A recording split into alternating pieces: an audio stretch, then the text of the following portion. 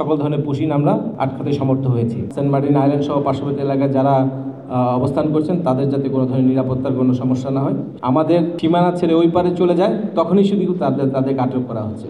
আমাদের দেশ থেকে কোনো ধরনের লোকজন অস্ট্রেলিয়া বা ওই সমস্ত দেশের কাছে না যায় সেটা আমরা সম্মিলিতভাবে চেষ্টা করব নিয়ন্ত্রণ করার। পশ্চিম সীমান্তে আমাদের যে একটা পুশিনের ঘটনা ঘটেছিল, এরপর থেকে আমাদের সরব উপস্থিতির কারণে এ পর্যন্ত কিন্তু আর দ্বিতীয়বার এই সমুদ্র এলাকা দিয়ে কোনো ধরনের পুশিন ঘটেনি।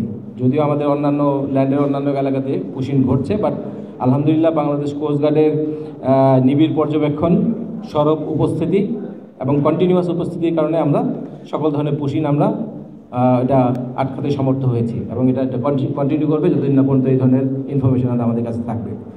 আমাদের পূর্ব প্রান্তে যে বিষয়টা আছে এটা আপনারা সবাই জানেন যে পূর্ব প্রান্তে যে আমাদের যে পার্শ্ববর্তী দেশের যে এলাকাটা সেটা দেশের রেগুলার ফোর্স দ্বারা অকুপাইড না, এখন একটা গোষ্ঠী দ্বারা মানে রেবেল গোষ্ঠী যেটা বলে আর কি, তাদের দ্বারা এটা এখন নিয়ন্ত্রিত। তো সেক্ষেত্রে আমরা তাদের সাথেও খুবই সুন্দর একটা সমঝোতা মানে কী বলে আন্ডারস্ট্যান্ডিংয়ের ভিতর দিয়ে যাচ্ছি এবং আমাদের এখন তো মানে আমাদের এই কী বলে সমুদ্র সীমানায় কোনো ধরনের কোনো সমস্যা এখনও তৈরি হয়নি। কোস্টগার্ড আমরা 24/7 এখানে পেট্রোল করছি।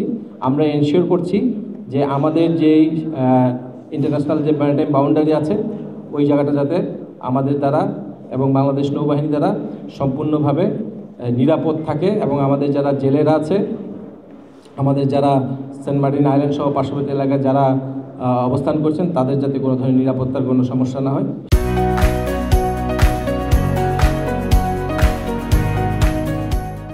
সেটা আমরা এনশিওর করে যাচ্ছি। আপনারা হয়তো মাঝে মাঝে দু একটা খবর জানতে পারেন যে জেলেরা ওই আরাকান আর্মি কর্তৃক ধৃত হয়েছে, বাট এটা মানে আপনাদের নলেজের জন্য বলছি যে আমাদের লোকজন যখন ভুলক্রমে আমাদের সীমানা ছেড়ে ওই পারে চলে যায় তখনই শুধু তাদেরকে আটক করা হচ্ছে। আমাদের দেশের সীমানার ভিতরে এ পর্যন্ত এই ধরনের কোনো ঘটনা ঘটেনি, ঘটবে না ইনশাল্লাহ। ঠিক আছে, আমরা 24 আওয়ার্স আমরা নজরদারি রাখছি এবং বাংলাদেশ নৌবাহিনীও একই কাজ করে যাচ্ছে। ইতিপূর্বে কয়েক সময় ঘটেছে, আমাদের দেখা গেছে যে আমাদের লোকজন কখনো কখনো হয়তো বোটে করে বাংলাদেশ ত্যাগ করে অন্য কোনো দেশে যাওয়ার উদ্দেশ্যে চলে যায়, বাট ইন দি রিসেন্ট পাস্টের ধরনের কোনো ঘটনা ঘটেনি। আমরা এটা দেখা গেছে যে ম্যাক্সিমাম সময় যেটাই ঘটেছে সেটা আমাদের পার্শ্ববর্তী দেশের তীরবর্তী এলাকা দিয়ে ঘটেছে। তো যেটা আমাদের নজরদারির ভিতরে আসলে রাখা সম্ভব না বা আমরা ওর উপর কোনো আইন প্রয়োগ করতে পারি না। তো সেই ধরনের ঘটনা হয়তো ঘটছে এবং ঘটতেও পারে, বিকজ পার্শ্ববর্তী দেশের যে এখন যাদের কন্ট্রোলে আছে তারা তো বেসিক্যালি রেগুলার কোনো ফোর্স না। সো তাদের এলাকায় কী ঘটছে না ঘটছে তারা সেভাবে কতটুকু নিয়ন্ত্রণ করছে এটা তাদের উপরই নির্ভর করে। বাট ওনাদের কনসার্ন যাতে আমাদের দেশ থেকে কোনো ধরনের লোকজন ওই অস্ট্রেলিয়া বা ওই সমস্ত দেশের কাছে না যায় সেটা আমরা সম্মিলিতভাবে চেষ্টা করব নিয়ন্ত্রণ করার, এবং এটা যে কোনো দেশের জন্য একটা স্ট্যান্ডার্ড প্র্যাকটিস।